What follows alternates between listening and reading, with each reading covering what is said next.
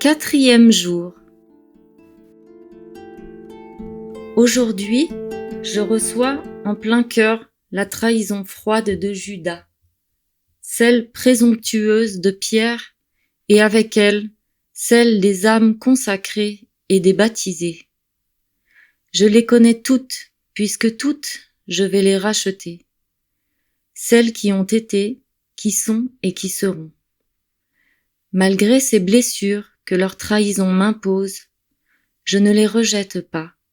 Au contraire, leur terrible faiblesse attise en moi le feu de mon amour et de ma miséricorde. Tous deux rivalisent alors d'ardeur afin de leur porter secours. Mon humanité est tant pressée par leur saint mouvement qu'elle s'empresse d'agir. Je connais l'origine de leur lâcheté, de leur trahison, de leur aveuglement. Elle est la séparation de leur volonté d'avec la mienne.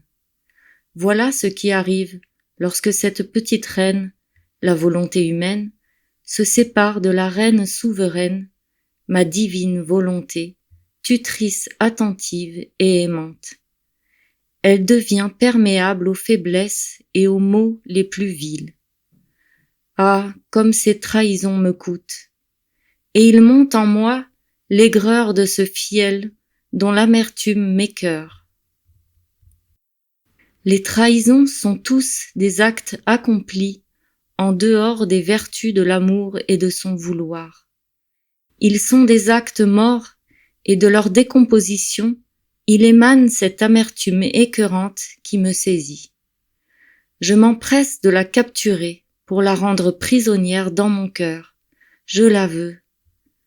Mon amour la veut, puisqu'en la recouvrant de mon obéissance parfaite à la volonté de mon Père, je paierai les dettes de la trahison des âmes qui préfèrent leur volonté et l'esprit du monde à mon amour.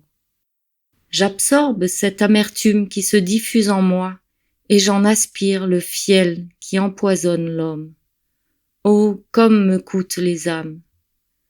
Mais l'amour me presse de tout accomplir pour sauver chacune d'elles. Père, glorifie ton Fils, afin qu'en lui, tu sois glorifié. Offre-moi aujourd'hui tes trahisons et celles du monde, celles des membres de mon Église. C'est le jour pour moi de les submerger de mon amour miséricordieux, de les engloutir dans mon précieux sang.